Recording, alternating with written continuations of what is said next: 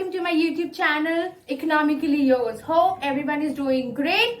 So I know आज थोड़ा कुछ नया थोड़ा सा मैंने सोचा थोड़ा सा वीडियो को इम्प्रोवाइज करते करते अपने आप को भी थोड़ा कर लूँ. बहुत ही अजीब लगती हूँ कभी कभार वीडियो में. So before proceeding for any other topic हम वही काम करते हैं. लेट्स रिकैप्चुलेट कि हमने लास्ट क्लास में क्या पढ़ा था. हमने लास्ट क्लास में पढ़ा था कि consumer equilibrium analysis under indifferent curve. I guess आपको समझ में आ गया होगा कि इंडिफरेंट कर्व जो मैंने डेफिनेशन और उसके बारे में जितनी भी डिटेल्स आपको पढ़ाई थी. लेकिन मुझे थोड़े से फीडबैक मिले कि MRS that is marginal rate of substitution में उनको थोड़ी सी ट्रबल हो रहा है समझने में. थोड़ा सा उसमें टर्मिनोलॉजी में प्रॉब्लम हो रही है. तो इसलिए मैं आपके लिए आज फिर एमआरएस में आपको रिवाइज करवाऊंगी. जिनको लोगों को आ गया है वो एक बार रिवाइज कर लेंगे और जिनको नहीं आया है वो आज कुछ थोड़ा सा अलग पढ़ लेंगे. अलग मतलब एमआरएस का डेफिनेशन वही है बट थोड़ा सा अलग, थोड़ा सा इजी और वे में मैं आपके लिए लेके आई हूँ आज MRS. So let's proceed MRS के बारे में. हमने लास्ट क्लास में पढ़ा था MRS stand for the marginal rate of substitution. सबसे पहली बात है मैं हमेशा आपको बोलती हूँ अगर कोई भी ऐसा बड़ा वर्ड होता है आप उसको प्लीज बाइफिकेट किया करो. बाइफिकेट का मतलब है अलग अलग. जब आप अलग अलग वर्ड का मीनिंग अलग अलग तरीके से समझोगे और उसके बाद उसको जोड़ दोगे तो आपको समझ में आ जाएगा कि वो वर्ड बोल क्या रहा है. तो आपको अब डेफिनेशन भी पढ़ने की जरूरत नहीं पड़ेगी. आपको समझ में आ जाएगा कि एक्चुअली वो एक स्पेसिफिक वर्ड किस चीज के लिए बोला जा रहा है. So let's do. मार्जिनल का मतलब होता है एडिशनल. रेट का मतलब होता है दर. सब्स्टिट्यूशन का मतलब होता है कि एक चीज के लिए आप दूसरी चीज को क्या कर रहे हो, सब्स्टिट्यूट कर रहे हो. सब्स्टिट्यूट मतलब चाय या coffee. Marginal rate of substitution additional rate जो कि एक गुड्स के लिए दूसरे गुड्स को सब्स्टिट्यूट कर रहा है, वही होता है एमआरएस. बस आपको डेफिनेशन जानना इसलिए जरूरी होती है क्योंकि आप अपने मन से डेफिनेशंस को नहीं लिख सकते हो फॉर श्योर. तो इसलिए आपको बुकिश डेफिनेशन थोड़ी सी पता होनी चाहिए. और मैं ये नहीं कहती हूँ, मैं याद कराने के कॉन्सेप्ट में ज्यादा बिलीव नहीं करती हूँ. मेरा मानना यही है कि जब आपको कॉन्सेप्ट अंदर से क्लियर होता है एकदम डीपली तब आपको डेफिनेशन भी अपने आप ही बन जाती है जब आप लिखते हो. So let's proceed. Definition. The rate at which one good X is substituted for another good Y is called MRS. I guess ये डेफिनेशन आपको ज्यादा इजी पड़ेगी लास्ट क्लास से. वो जो लास्ट क्लास में मैंने डेफिनेशन लिखाई थी वो बुक की थी. वो एक्चुअली सीबीएसई जो एनसीईआरटी प्रोवाइड करती है वीके ओरी उसी बुक की वो डेफिनेशन थी. और ये वाली मैं आगे टॉपिक्स में पढ़ा था काफी. तो मुझे ये डेफिनेशन आपके हिसाब से सुटेबल लगी कि आप इसको ज्यादा इजीली याद कर सकते हो. तो इस डेफिनेशन में सिंपल यही बोल रहा है कि एक ऐसी रेट जिसको मैंने सर्कल लगाया, एक ऐसी रेट, एक ऐसी दर जो एक गुड्स को जो कि एक्स मैंने लिखा है सब्स्टिट्यूट कर सकता है फॉर वाई या एक्स या दूसरे गुड्स से. जैसे एग्जांपल है चाय और कॉफी का. चाय और कॉफी का एग्जांपल सबसे नॉर्मल सबसे इजीएस्ट एग्जांपल है सब्स्टिट्यूशन गुड्स का. पहली बात तो क्लियर करूं कि रेट इंपॉर्टेंट वर्ड है, वो आपको अपने डेफिनेशन में डालना होगा. सब्स्टिट्यूटिंग वर्ड सब्स्टिट्यूशन गुड्स का बहुत इंपॉर्टेंट रोल है क्योंकि एक गुड्स को आप क्या कर रहे हो यहाँ पे सब्स्टिट्यूट कर रहे हो दूसरे गुड्स को गेन करने के लिए. एज अ कंज्यूमर आप क्या सोचते हो जब मार्केट में जाते हो तो ऐसा नहीं होता है कि एक ऐसा गुड्स जो आपके घर में हो और आप जाके बाहर ना लो. कोई ऐसा नहीं होता यार, मैं भी ऐसी नहीं हूँ. तो ऑब्वियस सी बात है आप बाहर जब मार्केट में जाते हो तो कुछ ऐसे कमोडिटीज होते हैं, गुड्स होते हैं जो आपको अट्रैक्ट करती हैं. आपको पता है कि वो चीज आपके घर में है लेकिन फिर भी आप उसको उसी की तरह दूसरी चीज बाय करना ज्यादा सही समझते हो क्योंकि आपको पसंद है. एज अ कंज्यूमर वो आपकी यूटिलिटी को सेटिस्फाई करता है. जब आप उसको घर लेके आते हो तो you start utilising that market वाला गुड इन रिस्पेक्टिव जो आपके घर में है. तो ऑब्वियसली बात है उसका रीजन होता है क्योंकि वो गुड्स को आप यूज कर रहे हो अपने घर वाले गुड्स को सैक्रिफाइस करके, मतलब सब्स्टिट्यूट कर दिया. ठीक है, इसलिए मैं सैक्रिफाइस वर्ड बार बार नहीं बोल रही हूं, मैं सब्स्टिट्यूट गुड में ज्यादा जोर डाल रही हूं बिकॉज डेफिनेशन में सैक्रिफाइस नहीं आया है. You have to put the substituting goods for one good for another goods, तब आपका डेफिनेशन क्लियर एंड क्लीन होगा. अच्छा, लास्ट क्लास में ये जो ग्राफ है, ग्राफ में भी थोड़े से प्रॉब्लम हो गया था समझाने में बट आज मैं क्लियर करूंगी, कोशिश यही करूंगी. इस ग्राफ में ये सिंपल बात है आईसी है. आईसी क्या होता है? आईसी भी वही होता है, एक ऐसा डिफरेंट कर्व होता है जो कॉम्बिनेशन ऑफ गुड्स को बताता है कंज्यूमर के प्रेफरेंस के अकॉर्डिंग. ठीक है, आईसी जो एक कॉम्बिनेशन ऑफ गुड्स होता है. कॉम्बिनेशन ऑफ गुड्स क्यों बोल रहे हैं भाई? सब्स्टिट्यूशन ऑफ गुड्स के कारण मैं आपको बार बार बोल रही हूँ. सब्स्टिट्यूशन ऑफ गुड्स जहां कॉम्बिनेशन आए, कॉम्बिनेशन कमोडिटीज होता है ना यार, जैसे कि एक पाउडर के साथ एक कंघी फ्री, वही कॉम्बिनेशन गुड्स भाई, वही कॉम्बिनेशन गुड्स। तो combination goods and substitution goods और रेट, ये सारे वर्ड्स बहुत इंपॉर्टेंट है डेफिनेशन में डालना। अगर आप ये भूल जाओगे डालना तो डेफिनेटली आपकी डेफिनेशन गलत हो जाएगी एमआरएस को एक्सप्लेन करने के लिए। इसीलिए you need to add these important terminologies. आप ग्राफ की फिर से बात करते हैं। आईसी का नेचर क्या है, वो हमेशा स्लोप डाउन होता है, लेफ्ट से राइट है, राइटवर्ड हमेशा। और एक्स को क्या करता है, वो वाई को क्या करता है, वो मतलब कि सैक्रिफाइस करता है, मतलब वो सब्स्टिट्यूट करता है एक्स गुड को पाने के लिए। आप खुद देखो यार, एक्स गुड क्या हो रहा है, बढ़ रहा है, 2, 4, 6, 8 बढ़ रहा है। और वाई गुड को क्या हो रहा है, वो सैक्रिफाइस कर रहा है, 8 है, 6 है, 4 है, 2 है। तो वाई गुड को आप सैक्रिफाइस करते जा रहे हो एक्स गुड को पाने के लिए, मतलब कि सब्स्टिट्यूट कर रहे हो। मैंने एग्जांपल आपको सोप्स का दिया था। सोप्स से अच्छा एग्जांपल तो कोई है ही नहीं, क्योंकि सोप्स एक ऐसे डिफरेंशिएटेड गुड्स होते हैं जो जनरली हम कहते हैं सोप, लेकिन डिफरेंट टाइप्स ऑफ सोप्स आते हैं भाई। ऐसा थोड़ी है कि नंबर 1 साबुन जो यूज कर रहा है वो डव नहीं किया होगा, है ना। वो आपके प्रेफरेंस पे अकॉर्डिंग है कि आपको क्या पसंद है। सो एक गुड्स को पाने के लिए, एक गुड्स को यूज करने के लिए दूसरे गुड्स को आप सब्स्टिट्यूट करते हो, वही आपकी मार्जिनल रेट ऑफ सब्स्टिट्यूशन होती है। Simple language, I am repeating कि एक गुड्स को आप कंज्यूम करने के लिए दूसरे गुड्स को आप सब्स्टिट्यूट करते हो, उससे वो आपकी एमआरएस होती है, that is marginal rate of substitution. I guess मैंने क्लियर कर दिया है आपको। अब ये तो डेफिनेशन की बात हो गई। कुछ अदर पॉइंट्स भी मैं लेके आई हूं आपके लिए कि जब कभी कभार आईसी में थोड़ा सा शॉर्ट नोट लिखने को चला आता है, कॉम्पिटिटिव लेवल में पूछ लेता है कि आईसी क्या होती है, आप उसके बारे में बताओ, डेफिनेशन इनफ नहीं होती है, तो आपको कुछ चीजें जानना जरूरी है।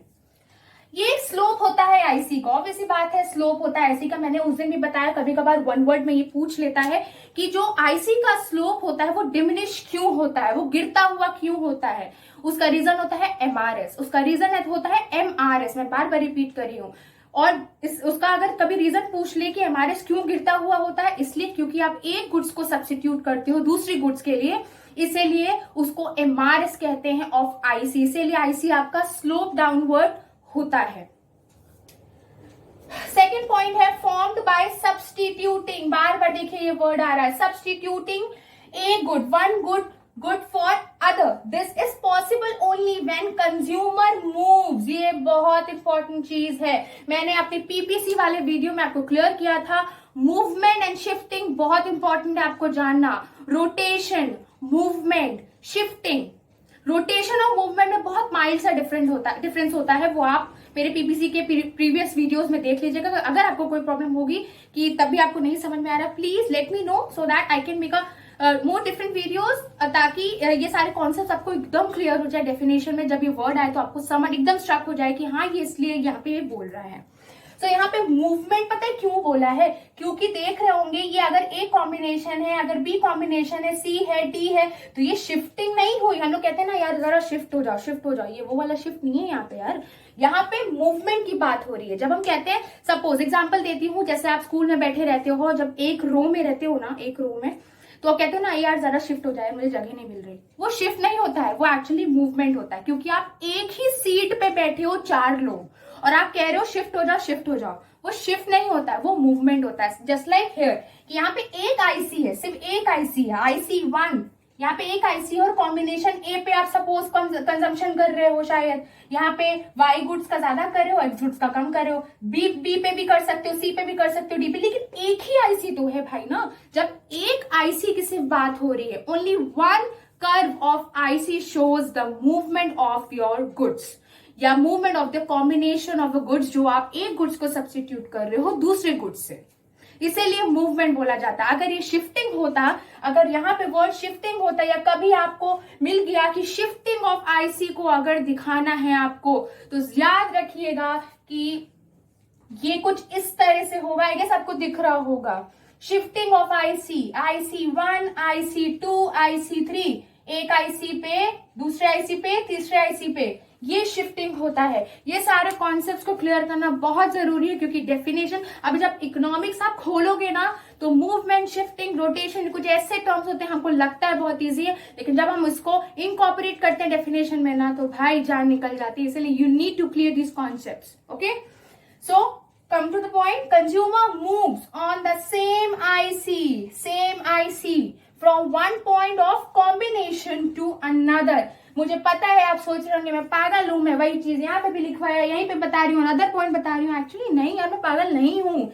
मैंने ये चीज यहाँ पे इसलिए बताई फिर से क्योंकि यहाँ पे कुछ जो टर्मिनोलॉजी है वो अलग है और आपको समझ आनी चाहिए. कंज्यूमर मूव्स, यहाँ नहीं लिखा है ना कंज्यूमर मूव, तो आप पागल नहीं बोल सकते मुझे. Consumer moves on the same IC from one point of combination, मतलब कि ए पॉइंट से बी की तरफ वो मूव कर रहा है, वन पॉइंट से दूसरे point of combination. Like I am switching my soaps. Example, मुझे पहले सिंथॉल बहुत पसंद था, फिर मैं मार्केट गई, मुझे डव पसंद आ गया, फिर मैं मार्केट गई, कौन सा साबुन ले लो यार, कोई 2-3 साबुन ले लो, तो स्विच किया ना मैंने, लेकिन साबुन तो वही है ना, साबुन ही तो यूज कर रही हूं. तो साबुन इज व्हाट, सेम आईसी. आप क्या, आपका क्या प्रेफरेंस है? Same IC. साबुन नहीं चाहिए, साबुन का नाम नहीं चेंज हो गया कि कुछ और हम यूज करने लगे. साबुन वही है, बिकॉज ये डिफरेंशिएटेड गुड्स आता है. मैं फर्दर आगे पढ़ाऊंगी जब, तो आपको समझ में आएगा डिफरेंशिएटेड गुड्स क्या होते हैं. लेकिन पहले उसके आप मूवमेंट के कॉन्सेप्ट को क्लियर कर लो. दैट मीन आप ऐसा नहीं कि साबुन बंद कर दी हो लगाना, साबुन लगा रहे हो, लेकिन यार अलग अलग साबुन लगा रहे हैं क्योंकि पसंद है. किसी की महक अच्छी है, कोई बड़ा है, किसी का सस्ता प्राइस है. Totally depend on the consumer यार. तो this is all what about MRS यार. एंड फॉर्मूला की बात करें तो दिस इज वेरी कॉमन, जब पूछता है कि एमआरएस कैलकुलेट करो. अभी मैं शेड्यूल आगे पढ़ाऊंगी, इसलिए मैं शेड्यूल भी लेके आई हूं. बुक में आपकी शेड्यूल नहीं दिया है. एमआरएस का शेड्यूल जब आप समझ जाओगे तो ये ग्राफ को इनकॉर्पोरेट करना आपको इजी हो जाएगा.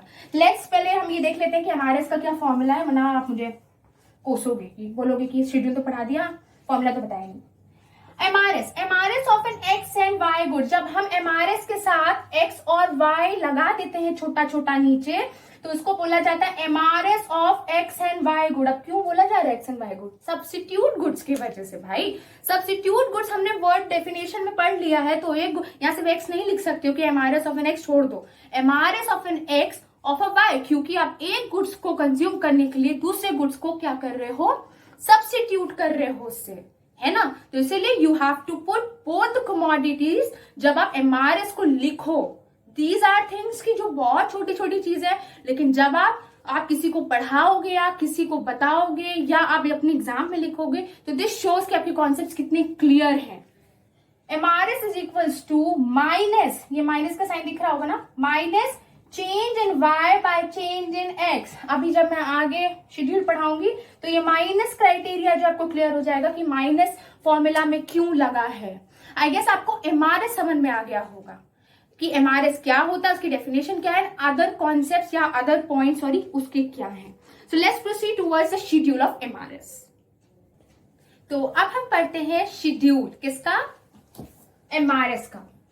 अब schedule of an MRS of x and y मैंने यहाँ क्यों लिखा है ये भी समझ लीजिए. जब MRS of x and y लिखा रहता है, इसका मतलब ये होता है कि जो भी कमोडिटीज आप गेन कर रहे हो, किसी कमोडिटी को सैक्रिफाइस करने के लिए या कह सकते हैं सब्स्टिट्यूट करने के लिए या उसको बाद में यूज करने के लिए, उसको हम हमेशा पहले लिखते हैं एमआरएस के बगल में. ऐसे आप याद कर सकते हो तो कर लो, बिकॉज ये बहुत ही छोटी छोटी मिस्टेक है जो जनरली करते हैं. क्योंकि अभी जब हम क्वेश्चंस को लगाना शुरू करेंगे तो आपको पता होना जरूरी है. जब क्वेश्चन में पूछ लेगा कि MRS of an x and y, और एमआरएस या तो MRS of y and x commodity अगर ग्रेटर होता है प्राइस से तो क्या होगा, वो सिचुएशन मैं आपको बताऊंगी. लेकिन आपको पहले ये जानना जरूरी है, अगर एमआरएस के बगल में इनिशियल में हमेशा सैक्रिफाइस होता है, हमेशा गेन होता है, गेन होता है जो वो कमोडिटी जिस कमोडिटी के लिए आप उसको सब्स्टिट्यूट कर रहे हो. तो यहाँ डेफिनेशन में हम एक्स को पाने के लिए वाई को क्या कर रहे हैं, सैक्रिफाइस कर रहे हैं या सब्स्टिट्यूट कर रहे हैं. ठीक है, इसलिए ये दो कॉम्बिनेशन ऑफ गुड्स होना जरूरी है. ये कॉन्सेप्ट आई गेस क्लियर हो गया होगा. नहीं क्लियर हो तो अब मैं फिर से क्लियर कर दूंगी कि मैं रिपीट कर दूंगी. चलिए शेड्यूल देखते हैं. पहले कॉम्बिनेशन है ए गुड्स, बी गुड्स, सी गुड, डी ई गुड्स नहीं, कॉम्बिनेशन है ये. गुड्स बोल दिया मैंने. एक्स गुड है और वाई गुड। कॉम्बिनेशन का मतलब होता है कि आप एक बार में दो गुड्स को इनटेक करने की कोशिश कर रहे हो, लेकिन उस कोशिश में एक गुड्स को यूज करने के लिए दूसरे गुड्स को क्या कर रहे हो, सब्स्टिट्यूट कर रहे हो।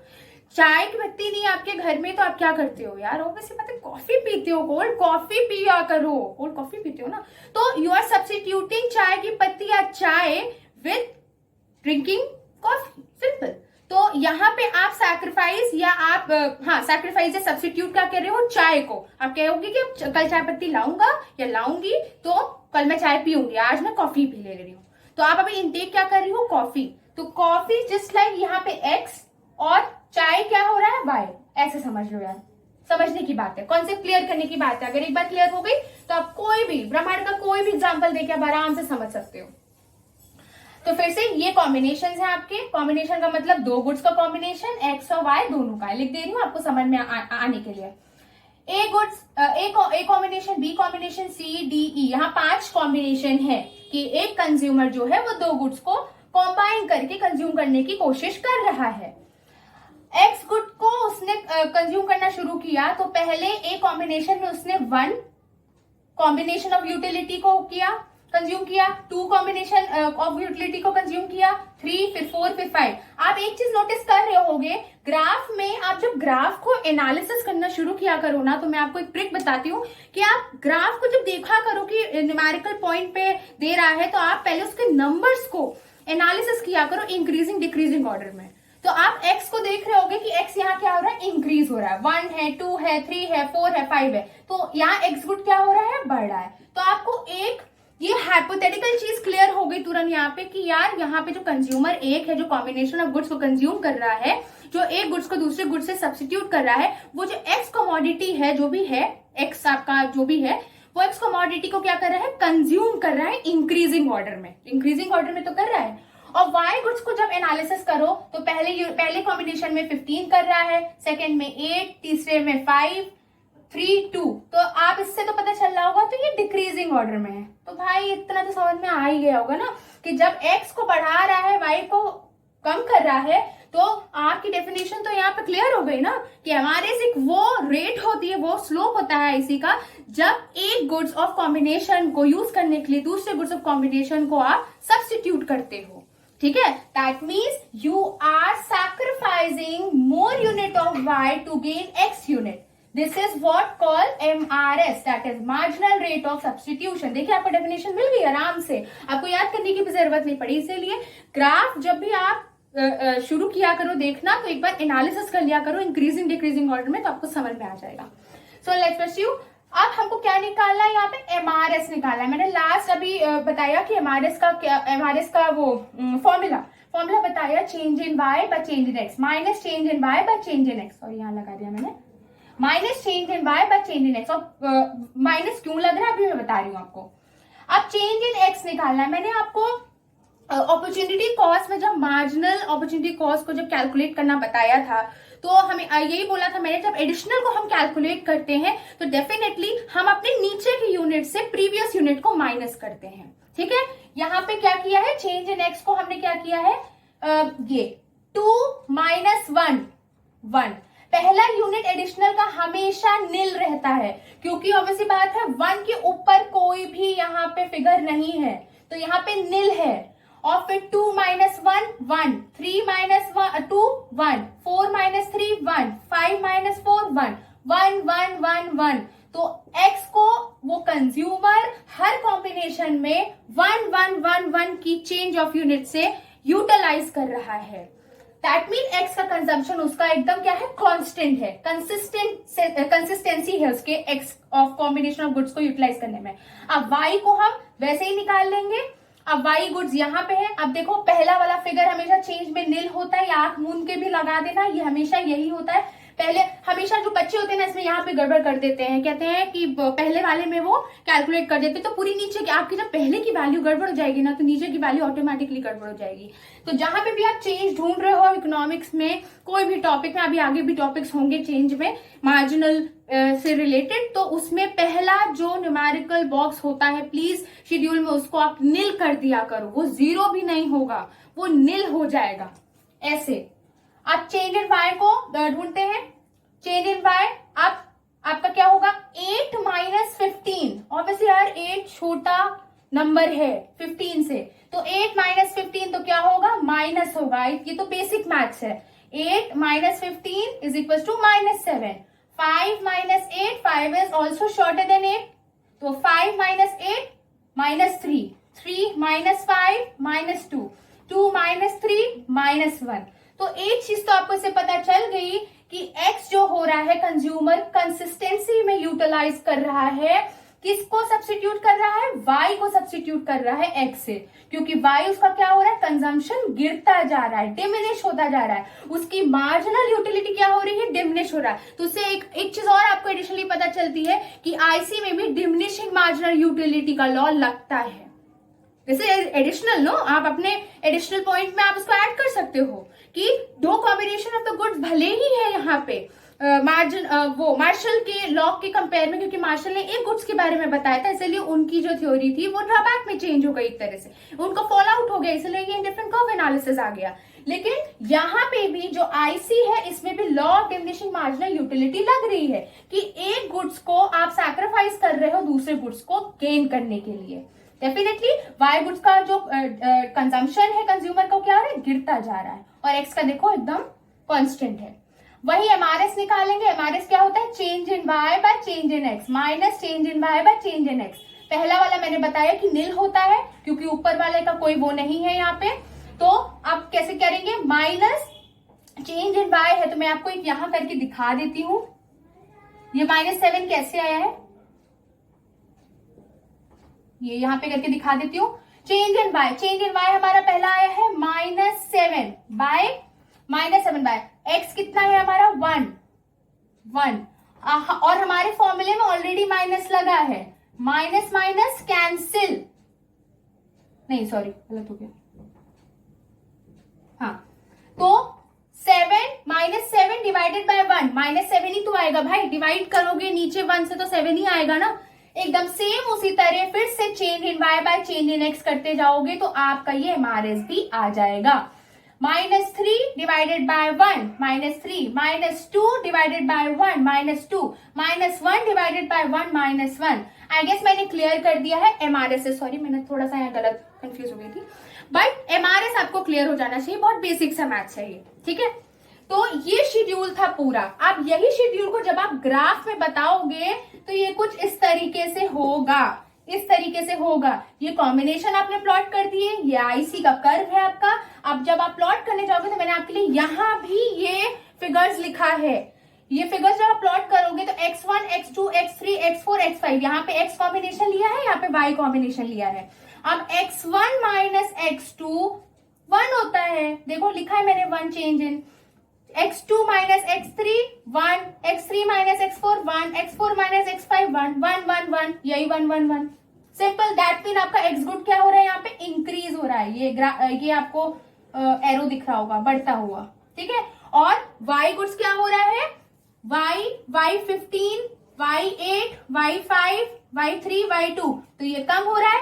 8 minus 50 -7, 5 minus 8 -3, 3 minus 5 -2, y2 minus y2 minus y3 -1, तो ये माइनस माइनस माइनस में आ गया। ये आप कैलकुलेट कर सकते हैं, ऐसे भी बिना शेड्यूल के भी कर सकते हो, लेकिन आपको समझाने के लिए क्लैरिटी हो जाए आपको इस कॉन्सेप्ट की, इसलिए मैंने ही बना दिया। तो आपको एक नटशेल में एक चीज बात पता चली कि एक गुड्स आप क्या हो रहा है, आप बढ़ा रहे हो कंजम्पशन, जो कि आपका एक्स गुड है। किसको आप सैक्रिफाइस कर रहे हो, किसको सब्स्टिट्यूट कर रहे हो, वाई गुड से।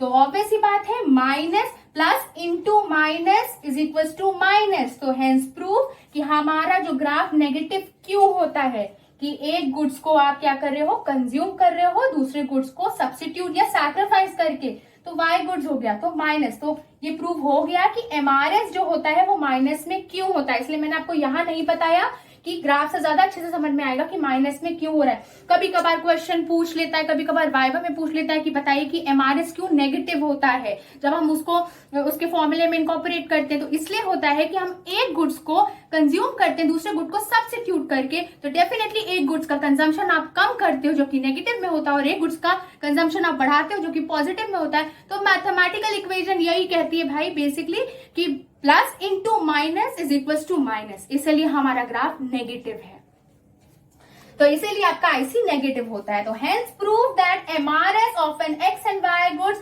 जो एक्स आपका गेन है, वाई आपका सैक्रिफाइस है, एक्स आप गेन कर रहे हो वाई को सैक्रिफाइस करने के लिए, तो आपका एमआरएस आ रहा है minus change in y divided by change in x. I guess आपको एमआरएस का कॉन्सेप्ट अब एकदम क्लियर हो गया हो। प्लीज अगर कोई भी ऐसी टर्मिनोलॉजी आपको नहीं समझ में आई हो, प्लीज लेट मी नो। आप प्लीज कमेंट बॉक्स में अपने रिव्यूज को जरूर जरूर जरूर शेयर करिए। सो नाउ नेक्स्ट हम लोग पढ़ने जा रहे हैं, सॉरी, अब हम पढ़ने जा रहे हैं हमारे एमआरएस मतलब आईसी की प्रॉपर्टीज, जो कि बहुत बहुत इंपॉर्टेंट है। सो लेट्स प्रोसीड आईसी की प्रॉपर्टीज के लिए।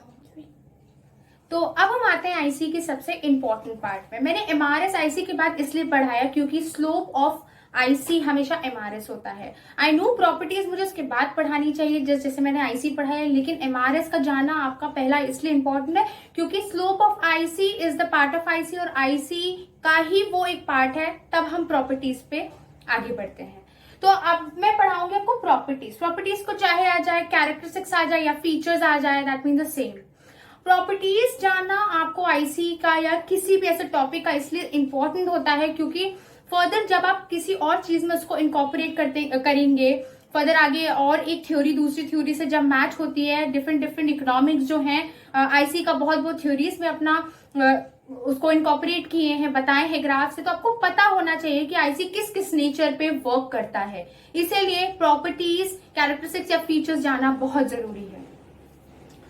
प्रॉपर्टीज ऑफ आईसी, मैंने एक यहाँ पे कॉमन आईसी बना दिया है कि इस कोशिश मैंने यही की है कि छोटा छोटा बनाया है क्योंकि I don't have much space मेरे बोर्ड पे, तो सॉरी। तो मैंने कॉमन आईसी यहाँ पे बना दी है, बट कोशिश की है कि जो जो थोड़े से कॉम्प्लिकेटेड प्रॉपर्टीज है वो उसके आगे मैंने उसका कॉपरेट कर दिया है उसके फीचर्स के अनुसार, ठीक है। तो पहला प्रॉपर्टी है it slopes downward, convex in nature. Definitely convex हमने आपको पहले ही बताया था पीपीसी में, एक कॉनकेव होता है एक कॉन्वेक्स होता है। क्योंकि मेरे पास जगह नहीं है, आई एम सॉरी, तो मैं इधर बना रही हूँ। लेकिन आपका जो आईसी है वो कॉन्वेक्स नेचर का होता है। कॉन्वेक्स का मतलब होता है वो एकदम उसके, अरे यार एकदम कॉन्वेक्स कॉनकेव जैसे साइंस का होता है ना, वैसे समझ लो। कॉनकेव जो पीपीसी था और कॉन्वेक्स जो आपका आईसी है। आईसी में कॉन्वेक्स इसलिए क्योंकि ये स्लोप डाउन करता है लेफ्ट टू राइट वर्ड में, ठीक है। डाउनवर्ड स्लोप करता है क्या, लेफ्ट टू राइट वर्ड। और कॉन्वेक्स क्यों होता है, कॉन्वेक्स इसलिए क्योंकि आप एक गुड्स को सब्स्टिट्यूट करते हो दूसरे गुड्स को कंज्यूम करने के लिए। बार बार मैं ये चीज बोल रही हूँ तो कॉमेंट तो याद हो जाना चाहिए आपको। सेकेंड प्रॉपर्टी है, पहली प्रॉपर्टी आपको समझ में आ गई होगी कि पहली प्रॉपर्टी क्या है कि वो स्लोप डाउनवर्ड करता है, ये कॉन्वेक्स नेचर का होता है, इसलिए from left upward to right downward. आप ऐड करना चाहो तो ऐड कर लेना। सेकेंड प्रॉपर्टी है slope of IC indicates MRS of x and y. For sure ये तो अभी मैंने बताया कि जो दर होती है, रेट होती है, मार्जिनल रेट ऑफ सब्स्टिट्यूशन की, सॉरी आईसी की, वो एमआरएस होती है of an x and y. मैंने गलत बोल दिया, sorry. Slope of IC shows, indicates, कुछ भी बोल दो, वो एमआरएस होता है आपका, ठीक है। किसका, दो कॉम्बिनेशन ऑफ गुड्स का, इसलिए एक्स एंड वाई मैं बार बार लिख रही हूँ। आप मिस मत करना कि सिर्फ एमआरएस लिख के आप छोड़ दो अपने एग्जाम्स में या तो आई गेस आपको सेकंड पॉइंट समझ में आ गया, लेकिन आपके लिए मैं फिर से एक बार रिपीट कर देती हूँ कि slope of IC indicates MRS of goods x and y. उसका रीजन है कि स्लोप या दर आईसी की आपकी वो एमआरएस बताती है यार, इंडिकेट करती है। ऑब्वियसली बात है जब वो नीचे गिरता है बिकॉज ऑफ उसका रीजन होता है कि आप एक गुड्स को कंज्यूम करने के लिए दूसरे गुड्स को क्या करते हो, सब्स्टिट्यूट करते हो पहले गुड्स से, इसीलिए एमआरएस होती है। थर्ड प्रॉपर्टी की slope of IC tends to diminish as we move downward on the curve to the origin। मैंने आपको अभी बताया कि आप law of diminishing marginal utility can be applicable under the indifferent curve analysis of the properties of IC. Definitely, क्यों नहीं हो सकता, क्योंकि ये भी तो गिरता हुआ है। जब आप एक चीज यूटिलाइज करना शुरू करते हो और उसके कंपेयर में कोई दूसरी चीज देख लेते हो, तो आप एक गुड्स को कंजम्पशन कम कर देते हो, दूसरे गुड्स का कंजम्पशन हाई कर देते हो। वो दोनों सब्स्टिट्यूट गुड्स होना जरूरी है उस सिचुएशन में। डेफिनेटली कॉम्प्लीमेंटारिटी गुड्स नहीं होनी चाहिए, सब्स्टिट्यूशन गुड्स होनी चाहिए। सब्स्टिट्यूट की एक गुड्स को दूसरे गुड्स से वो सब्स्टिट्यूट कर सके। तो यहाँ पे डिमिनिश, डेफिनेटली आपका ग्राफ जो है वो गिरता हुआ होता है, तो एक गुड्स को वो डिमिनिश करते हुए दूसरे गुड्स को वो कंज्यूम करता है। इसीलिए you can apply या you can say कि it tends to diminish, okay, curve to the origin. Fourth है हमारी IC do not cross or intersect. IC do not cross or intersect इसलिए क्योंकि कभी अगर जब वो इंटरसेक्ट करेगा ना, तो इनिशियल पॉइंट पे आपको समझ में आ जाएगा कि आप कौन से आईसी पे हो, लेकिन आप उसके बाद जब एनालिसिस करोगे कि कौन से आईसी पे हो, तो जस्ट उसका दूसरा रिजल्ट हो जाएगा। इसीलिए ये कभी भी इंटरसेक्ट नहीं करता है। फिफ्थ पॉइंट है, it won't touch x and Y axes. उसका रीजन होता है कि अगर वो एक्स और वाई एक्सेस को टच कर लेगा, तो उसकी इलास्टिसिटी, साइकोलॉजिकली उसकी इलास्टिसिटी तुरंत चेंज हो जाएगी, लेवल ऑफ कंजम्पशन कंज्यूमर का चेंज हो जाएगा। तो कभी भी आईसी ना एक्स एक्सेस को टच करता है ना वाई एक्सेस को टच करता है। 6, it is having couple of curves called IC map या आईसी मैपिंग। जब नंबर ऑफ कर्व्स होते हैं ना, यही होता है आपका शिफ्टिंग। जब हम IC1 से IC2 पे IC3 पे जाते हैं, this is what called shifting. तो शिफ्टिंग मूवमेंट में कंफ्यूज मत होइएगा। Movement is what all about कि जब आप एक IC पे मूव कर रहे हो, और शिफ्टिंग का मतलब हो गया जब आप एक IC से दूसरे IC पे जा रहे हो। तो जब आप नंबर ऑफ IC आता है ना, 1 2 3 4 IC आता है, तो उसको इंडिफरेंट कर्व मैपिंग बोलते हैं। ये टर्मिनोलॉजी बहुत इंपॉर्टेंट है। ये मैच द फॉलोइंग के तरह एकदम कॉम्पिटेटिव एग्जाम्स में आती है, इसलिए आपको पता होना जरूरी है। इसको ना indifferent curve mapping. Last property की IC can't be parallel towards X and Y axes. Parallel कैसे हो सकती है? इसका कर्व भी ऐसे टेढ़ा है यार, तो कैसे होगा पैरेलल? और अगर वो पैरेलल हो गया, इन केस पूछ लेता है क्वेश्चन कि अगर आईसी आपका पैरेलल हो गया एक्स और वाई एक्सेस पे, तो क्या होगा? डेफिनेटली 2 रीजन इसके होते हैं। एक रीजन की वो इलास्टिसिटीज को एकदम डिफर कर देगा एकदम। जब अभी मैं आगे जब एनालिसिस ऑफ डिमांड पढ़ाऊंगी, आपको डिमांड थ्योरी पढ़ाऊंगी, तो इलास्टिसिटीज आपको क्लियर हो जाएगी। लेकिन इसके 2 रीजन मैं यहाँ पे नक्शल में बता देती हूँ कि पहला कि इलास्टिसिटीज ऑफ गुड्स डिफरेंट हो जाएंगी तुरंत, और सेकंड थिंग एक चीज और थी, हाँ, आपका जो कर्व का जो सेटिस्फैक्शन पॉइंट है वो एकदम डिफर हो जाएगा। आप गुड्स को यहाँ पे सब्स्टिट्यूट गुड्स को नहीं लोगे, कॉम्प्लीमेंटारिटी या प्रोहिबिटेड गुड्स लेने लगोगे। प्रोहिबिटेड जैसे कि अल्कोहल हो गया, ड्रग्स हो गया, एंड कॉम्प्लीमेंटारिटी का मतलब हो गया जैसे पेट्रोल और कार बिना पेट्रोल के नहीं चलती है। वो मैं आगे आकर क्लियर करूंगी। लेकिन ये प्रॉपर्टीज का जानना आपको इसलिए इंपॉर्टेंट है क्योंकि फीचर्स और कैरेक्टरिस्टिक जरूर पूछा जाता है, एंड फर्दर आप कैसे इनकॉर्पोरेट करोगे उसको, वो भी आपको आना चाहिए। तो अब हम इसके आगे पढ़ते हैं कि बजट लाइन क्या होता है। So let's proceed.